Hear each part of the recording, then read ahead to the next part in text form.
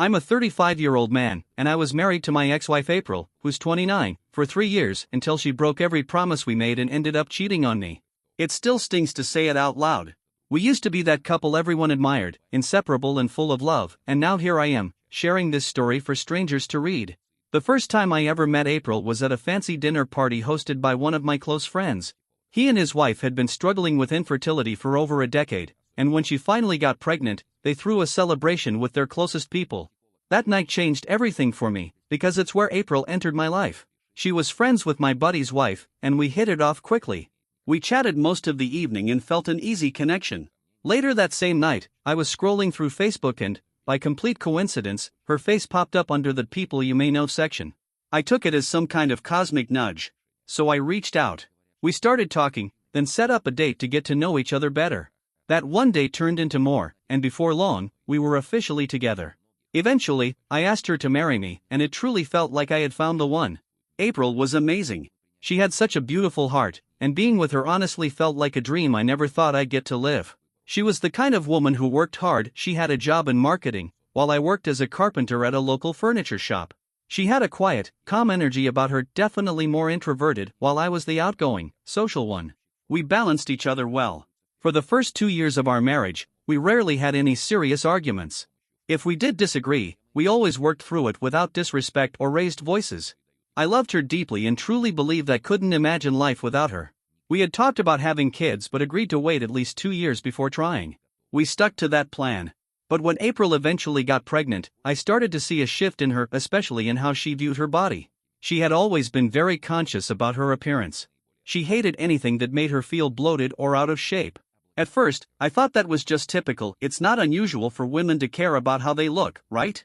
But I never imagined she'd take it this far, especially after having a baby. After our son was born, her obsession with her body only intensified. She would constantly stress over the changes in her figure and how she looked in her clothes. Her mom and I tried reassuring her that gaining weight during pregnancy was perfectly normal, that her body needed time to recover. We told her not to be so hard on herself. Her mom even opened up, saying it had taken her years for her own body to bounce back after giving birth to April and that the stretch marks and sagging belly eventually faded.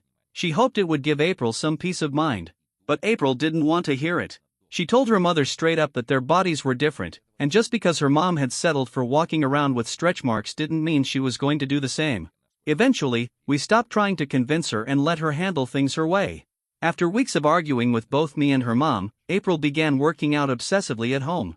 She signed up for some fitness app and made a strict routine.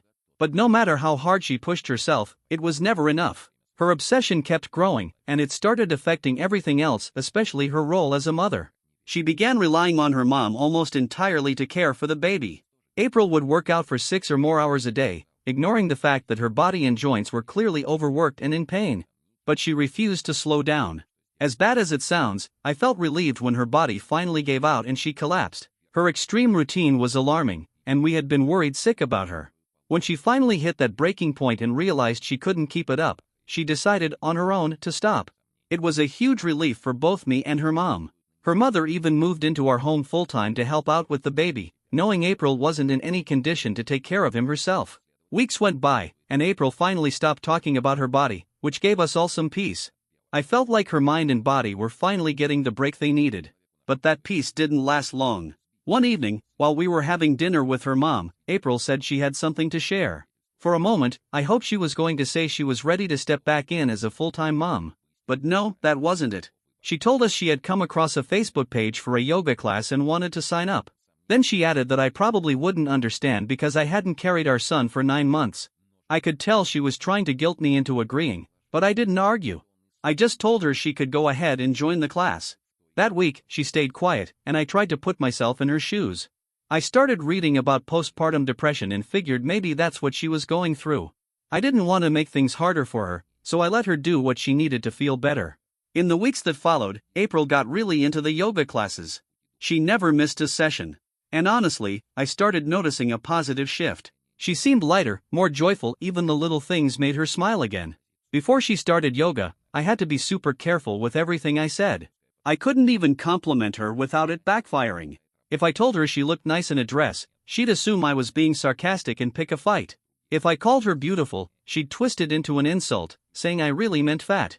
But after she started going to yoga, it was like she became a new version of herself. She'd ask me for opinions on her outfits, whether it was a pair of sneakers or a new top, and seemed genuinely excited to hear what I thought. She was finally starting to like how she looked again. It felt like my wife was coming back to me. I figured the other women in her yoga class were having a good influence on her and helping her see her body in a more loving way.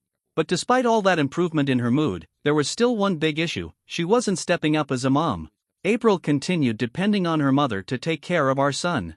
She would pump breast milk and leave it in bottles, avoiding direct breastfeeding altogether. Then, out of nowhere, she started going to yoga twice a day. That's when I spoke up.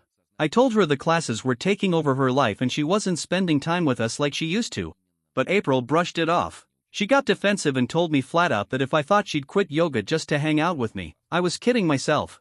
What hurt most was that she had been granted maternity leave specifically to care for our newborn, but she was using most of that time to chase something else entirely.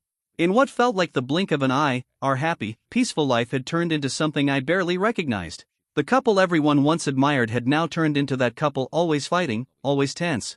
There wasn't a single day we didn't argue. If it wasn't about her yoga classes, then it was about chores around the house, how she constantly dumped the cooking, cleaning, and laundry on her poor mom, who was already doing most of the work raising our baby. I tried to juggle everything the best I could. Between my job and being a father, it felt like I was constantly on the edge. Our son was one of those babies who barely slept at night. He'd wake up crying, needing attention, and I'd always be the one to get out of bed and hold him. April's mom was usually wiped out by then, so I didn't want to bother her.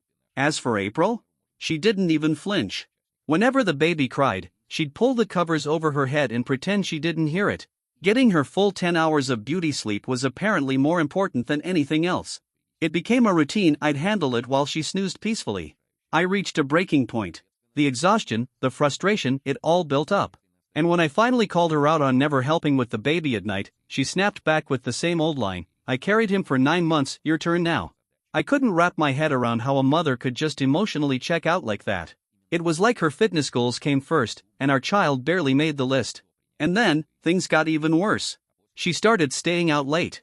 The first time, she said some of her yoga friends were grabbing dinner and she decided to tag along. I didn't have a problem with her hanging out with her friends, that wasn't the issue. The problem was that she never told anyone she'd be late. Her mom and I sat at the dinner table waiting, wondering when she'd come home. I assumed it was a one-time thing, but it turned into a pattern. She kept coming home later and later. Sometimes she'd say she was having a private, one-on-one yoga session with her instructor. That immediately raised a red flag. She was already going twice a day, why would she need extra time alone with the teacher? I told her it needed to stop. I wasn't okay with her constantly blowing off her responsibilities and prioritizing these classes over our family. That conversation turned into a full-blown fight, our worst one yet, and she stormed out of the house. She didn't come home that night. I couldn't sleep. Neither could her mom. We were both worried sick. We called everyone we could think of, but none of her friends had seen her or heard from her. She wasn't picking up any of our calls. And as much as I was mad, I also blamed myself. Maybe I'd been too harsh. She came home the next morning. I apologized first. I had never seen her react that way before, and even her mom was shocked. April apologized too and admitted she'd overreacted. She said she didn't want to bother any of her friends, so she just found a cheap motel to stay the night.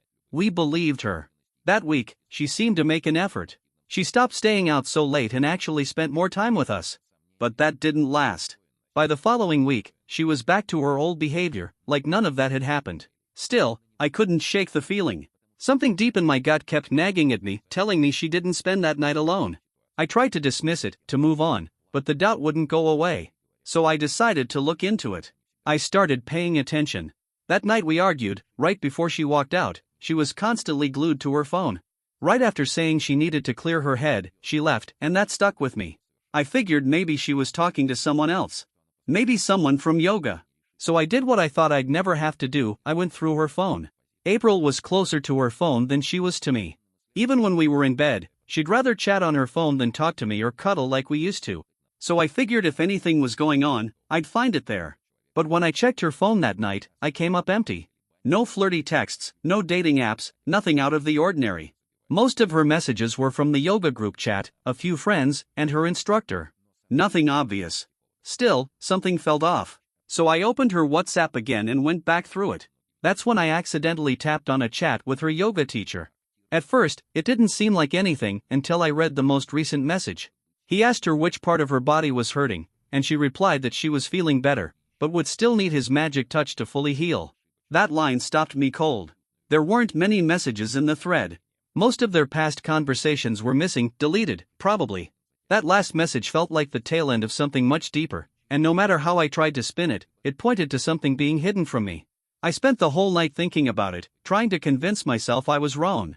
But the next morning, when she practically skipped out the door for her yoga class, that feeling came right back. I had to know the truth. That evening, after she returned from her usual midday class and left again for her second session, I followed her. I got there about an hour before the session was supposed to end and waited outside the studio.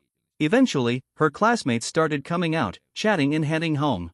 But April never came out. Neither did her instructor. 30 minutes went by. Nothing. My chest tightened. My hands were sweaty. I don't even know how to describe it. It was like my heart was trying to warn me before my brain caught up. I waited another 15 minutes. Still no sign of them. So I decided to go in and check. The door to the yoga studio was locked from the inside, but there was a window near the front. I quietly slid it open and peeked in. That's when I heard the laughter, April's laugh. I looked through the opening, and there she was, sitting on her instructor's lap. His hands were all over her. They were kissing deeply, passionately. The kind of kiss we hadn't shared in months. She used to tell me she didn't want to be touched because her body was still healing. But there she was, touching him, laughing, letting him touch her in ways she hadn't let me in ages. I hid near the entrance, trying not to cry, trying not to scream. I watched them for a few minutes, then quietly pulled out my phone and recorded them. She looked so damn happy. After a while, she pulled off her top, and he started kissing her chest and stomach. That's when I couldn't take it anymore. I backed away and left. I went home and waited. She walked through the door about an hour later. I asked her where she had been, knowing full well the answer. She told me she was out with some colleagues and even made it back earlier than most of them.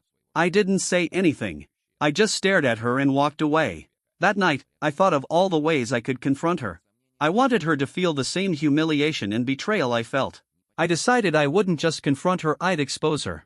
Publicly. The next day, while she was at her morning class, I showed up unannounced. I brought a bouquet of flowers in one hand, and the video in the other. I was going to make sure the truth came out, with a twist of romantic humiliation she'd never forget. So, the next morning, I showed up to April's yoga class with a bouquet of flowers in one hand and a plan in my head. I smiled and asked her instructor if I could share something special with the class, something I'd put together for my wife. I told him I'd been taking her for granted and wanted to make it up to her, to show my appreciation in front of everyone. He agreed, no questions asked. The timing was perfect, her classmates were all there, excited and curious. They were smiling at April, probably thinking I was the sweet, romantic husband. I played the video on the projector in front of the entire class. The second the clip started, there was a loud collective gasp. April's smile disappeared. She jumped up, screaming that it wasn't what it looked like, that it was just therapy. But then the video kept going. It showed her stripping off her top and her instructor touching her, kissing her. There was no therapy in sight. You could feel the mood shift. People were whispering, shocked, some even started calling her names. When I asked them outright if what they just saw looked like therapy, the whole class shouted no, in unison. The embarrassment on April's face was indescribable. She had no defense, no words, just silence. Her yoga teacher tried to do damage control, awkwardly explaining himself to the furious students, but it was too late. I walked out satisfied. Then I headed home and showed the exact same video to her mother. She was beyond furious. Right after that, I packed April's belongings and placed them outside on the front porch. Her mom, who had always tried to stay neutral, pleaded with me not to make any rash decisions. But I warned her, if she mentioned April again or tried to defend her, she'd have to leave too. This all happened last month. Since then, April has been nonstop begging for a second chance. She's promised to quit yoga entirely, to be a better wife, a real mother to our son. But I just can't do it. I don't want to live with someone who cheated on me, not after everything. The only thing holding me back from finalizing the divorce sooner was our son. He's not even 5 months old. The thought of him growing up without a mother breaks me, even after all she's done. Update 1. Hey everyone, thank you for all the support and advice. I read every comment. Most of you told me to go through with the divorce, and I did. For those who asked if I didn't see any red flags before all this, honestly? No, I didn't. I was too focused on working, supporting my family, and making sure the house didn't fall apart. And come on, who expects a woman to cheat just 5 months after giving birth? If she hadn't stormed out that night and come home acting all cheerful the next morning, I wouldn't have suspected a thing. It still blows my mind that she could betray me after everything I sacrificed. And you guys were right, if I hadn't caught her, she never would have stopped. She would have kept sneaking around behind my back, maybe even ended up pregnant with his baby. Someone commented that I should do a paternity test, and I did. Thankfully, my son is mine. That was a massive relief. Last week, April showed up at my door again, crying, saying I was torturing her by keeping her from her son. Oh, now she remembers she has a child? The same woman barely breastfed him for more than 2 weeks and left all the care to her mom, yet somehow, she had all the time in the world to strip for her yoga coach? She begged me to let her mom talk to me, but her mom refused. And honestly, I've been so grateful for how supportive her mother has been. Ever since I asked her point blank if she'd be pleading for April if I were her son instead of her son-in-law, she stopped defending her entirely and put our grandson first. But that caused even more drama. April showed up again, fuming, yelling at her mom for ruining her marriage. She claimed her mom had no business helping with the baby and that she had stolen her husband. Seriously, she said her mother stole me from her. It was ridiculous. She stormed out and disappeared for a few days. No calls. No visits. But then, 4 days ago, she got served. That's when she returned, spewing more nonsense. She told me I was cruel for divorcing her over one mistake. According to her, some of her friends had cheated multiple times and still worked things out with their husbands. I let her rant. I didn't interrupt. I just listened in silence. Eventually, she turned on her mom again, calling her every name in the book. Then she accused us, me and her own mother, of having an affair. That was her breaking point. Her mom lost it. She finally snapped and confronted April directly. It turned ugly fast. April actually hit her mom. It got so heated that neighbors had to intervene. We had no choice but to call the police. Our court hearing is next week, and I'll update again once the divorce is finalized. In the meantime, I've filed a restraining order. April is no longer allowed near my house, whether her mom is here or not. Update 2. I've got good news, April and I are officially divorced. And I won full custody of our son. As some of you suggested, I let her mother go back to her own place and hired a live-in nanny. She's amazing, and my son is in great hands. April was ordered to pay child support and will only have supervised visits on weekends. It wasn't easy, but the judge saw the truth. April never really cared for our baby. She wasn't fit to raise him. Since the divorce, she hasn't stopped harassing me. She's been blowing up my phone, messaging me on Facebook from new accounts every time I block her. It's endless. In one of her recent messages, she said it was my fault she cheated. That I didn't appreciate her body after she gave birth. What a joke. The truth is, I always tried to show her love, no matter how she looked. I complimented her, tried to support her, but she always turned it into an insult. She twisted it all and blamed me for her obsession with her appearance. She even said her yoga coach made her feel seen and beautiful. As if that justified everything. Reading those words was painful, but I wasn't surprised. At this point, I expect nothing but manipulation from her. And of course, her latest message ended with her begging for another chance, claiming she regretted everything and promising she'd never do it again. That's when I finally replied. I told her she could keep dreaming, because in this life or the next, we will never be together again. She made her choice. She can stay with her yoga therapist and do all the healing she wants. It still hurts. I won't lie about that. I loved her. I meant it when I said forever. But she threw all that away, for what? A few hours of attention from someone who didn't give a damn about our family. So now, I'm just focused on being the best father I can be. I'd rather raise my son alone than spend another day with someone who betrayed me. Thank you all for your support and advice. I truly couldn't have done this without you. You helped me stay grounded when my emotions tried to get the better of me. I'll never forget that.